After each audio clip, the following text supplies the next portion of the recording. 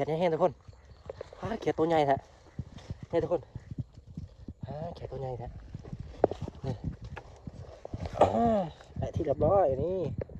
ตัวใหญ่ทุกคนดูสีงามนี่ทุกคนเขียดสีงามมันดีเกี่ยวปลาไหลทุกคน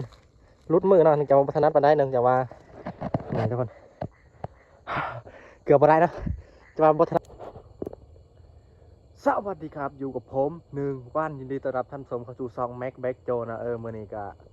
มีโอกาสดีนะทุกคนนะทองสิพาทุกคนมาเยื่องเขียดทุกคนไปเบิ่งแล้วกันว่าเฮ้าจะได้เขียดหรือบอในมือนี้ก็อากาศบริน้าทุกคนฟังว่าเขียดโค้งสิออกนะทุกคนนะมือนี้อากาศบริน้าฟังว่าเขียดโค้งสิออกไปทุกคนไปหาจับเขียดกันเลยคุยกันสำหรับไปเบิ่งน้ำกันว่าเฮ้าจะได้เขียดหรือบ่ได้แต่เฮ้ามาเขียดส่วนน้อยเฮ้าก็จะได้เนาะแต่ส่วนน้อยจะได้หน่อยจะได้เฮ้ากับประจักษ์นะไปทุกคนไปกันเลย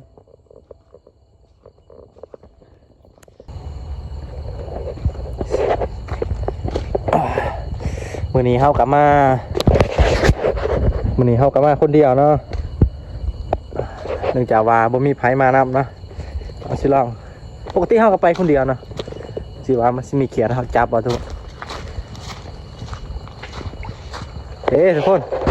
หน้าตาเขียดทุกคนเขียด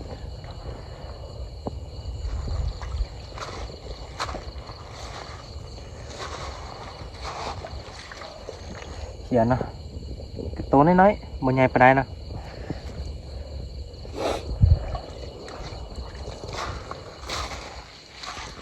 ท่านจะออกไปไหนเนาะนี่ทุกคนนี่เนาะ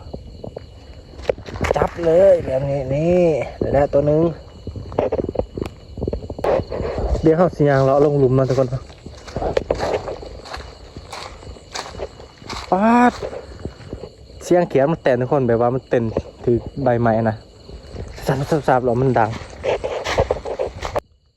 นี่ทุกคนมันอยู่ในหูนะทุกคนนะคนกับเสียนตานะมันอยู่ในหูมันเป็นยอดมากๆเลยนี่ทุกคนได้แล้วตัวนึง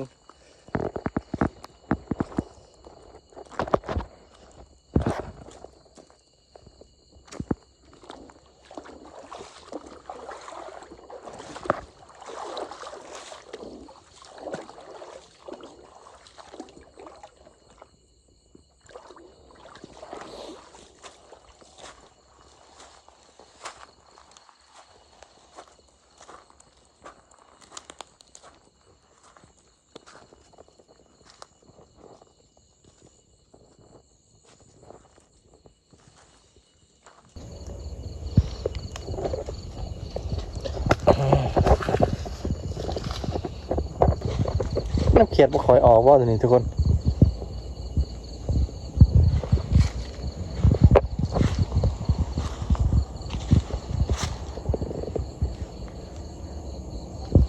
เขียดบ่ค่อยมีจะเลยนี่ทุกคนนี่ตัวหนึ่งแล้วทุกคนนะจับตัวนี้ก่อนนี่เขียดทุกคนนี่ตัวหนึ่ง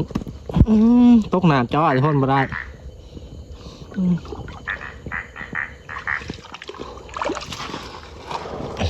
เขียดไม่ค่อยออกมาได้นะทุกคนนะขนาดว่าอากาศหนาวเลยนี่เขียดยังไม่อยากออกเลย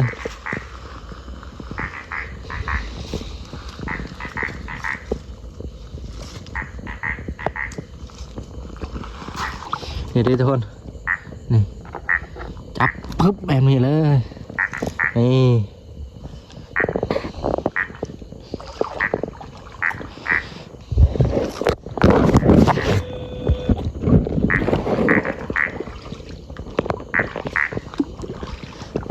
ก็นี่ทุกคนนี่อยู่ในเห็นไหมทุกคนเห็นไหม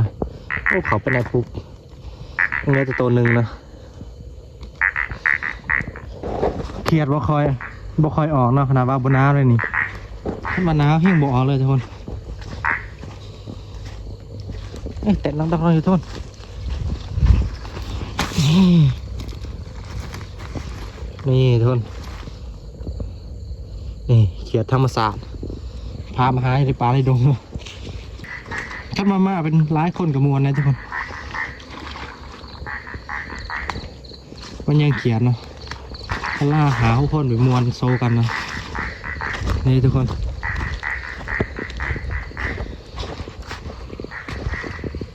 เห็นมัน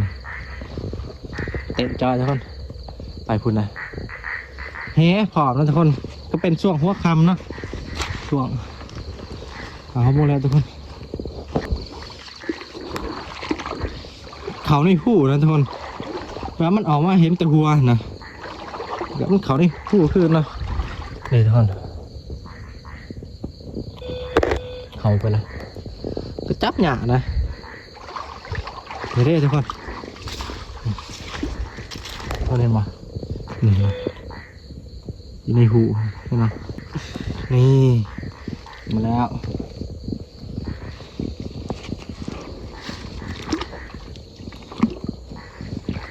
ปกติย่ามนี่แหละยังเขียนนะทุกคนนะแต่ว่ามันไม่ทันออกมันเป็นช่วงหัวคำโผล่ว่าเนี่ยทุกคนที่ว่ามันบ่ออกนะ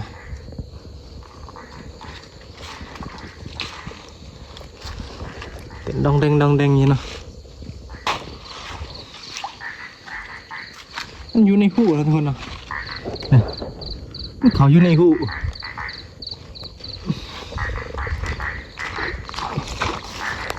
สิบมีรับได้หนึ่งจะเอาว่าหัวตัวนี้หัวดีติดกระบาลเนาะขึ้นมาออกไปหาแถวเนาะกระสีร้ายเขียนเนาะเดี๋ยวไม่ได้ออกไปเนาะเนาะหัวติดกระบาลเนาะ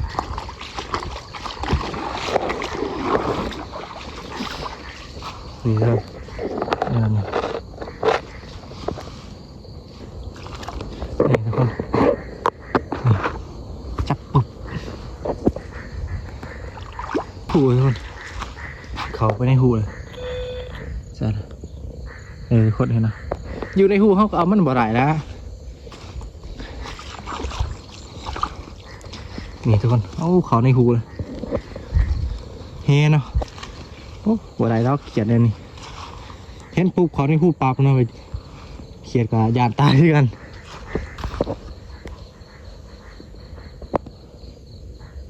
เขียดหน่อยทุกคนเขียดหน่อยต่อไปเขียดแห้งๆทุกคนเขียดตัวใหญ่แท้นี่ทุกคนเขียดตัวใหญ่แท้นี่ไอ้ที่เรียบร้อยนี่ตัวใหญ่ทุกคน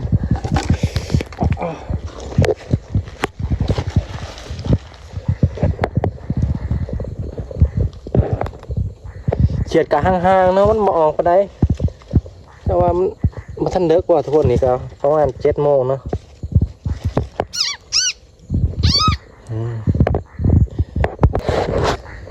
เข้ากับเยื่อมาหลายอย่างหนึ่งนะทุกคนนี่ครับพอกบบักคักแล้วพอเขียนบักคักแล้วทุกคนสีงามนี่ทุกคนแบบสีงามมันดีเกี่ยวอะไรทุกคนรุดมือเนาะนึงจะมาพัฒนาไปได้นึงจะว่านี่ทุกคนเกือบอะไรนะจะมาพัฒนาไปได้นึงจะมาจับโทรศัพท์แน่จับแน่เนาะ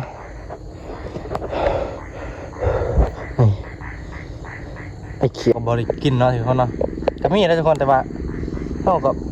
ส่วนใหญ่เขาบริกินเนาะเขียดแบบนี้เนาะแต่ว่าบางคนขั้นตัวใหญ่เขาขั้นตัวใหญ่เขาก็กินแต่ว่าเขาบริกินเนาะนี่ทุกคนนี่จับโซ่เลยดีนี่ไงคนหมานหากินหมานทุกคนเข้ากับได้เยื่อมาเป็นเวลาด้นแล้วทุกคนนะทุกคนทางสเบิงจะมาเข้ากับสกราฟมาทุกคนนะนี่ทุกคนคุบบานทุกคนเอามาเขียนยังเนี่ยนะแต่เขียนนี่บานเขาจะมาจับกินนะแต่ก็จะมีลายบอกก็บ่ได้ลายนะก็พอปนกันไปนะ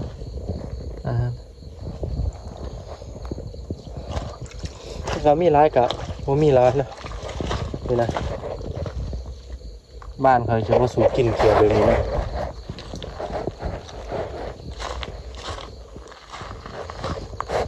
นี่นะครับ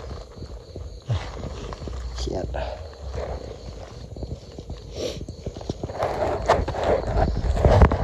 มือนี้กาเยื่องไปประมาณ4-50 นาทีเนาะประมาณนั้นนะทุกคนกะแต่โบราณเนี่ยเขียดมันบ่ออกเนาะทุกคนเนาะเนื่องจากว่าจะเป็นจะไรเนาะเดือนมันแจ้งเนาะเขียดบ่อยากออกไปได้เนาะเติมกับมันเป็นแถวเขตไกลบ้านแน่คนเขาเยื่องร้ายเนาะขั้นว่าออกไปนอกบ้านก็สิได้ร้ายอยู่ทุกคนเต็มนี่กะได้ร้ายเติบทุกคนนี่ได้ร้ายเติบได้อยู่ประมาณโลนึงเนาะใช้เวลาไปประมาณ4-50 นาทีแล้วถึงชั่วโมงนะเฮากระจับถือมือนึงก็ถือโทรศัพท์น้ำมือนึงก็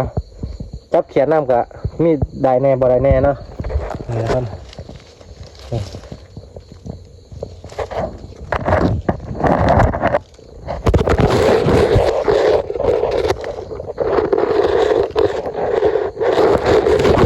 ก็ได้อยู่ประมาณครึ่งโลหรือโลนึงเนาะมันอันนี้ทุกคนทุกคนถามมากคลิปนี้อย่าลืมกดไลค์กดแชร์เป็นการให้คลิปใหม่ๆของแม็กเบกโจทุกคนฝากทุกคนกดไลค์กดแชร์นะทุกคนบ๊ายบายทุกคนพอกันคลิปหนาทุกคนว่าขอสุดท้ายยังโล่งนะทุกคนเนาะแต่ว่าขั้นเมื่อไรเมื่อสวนไหวก็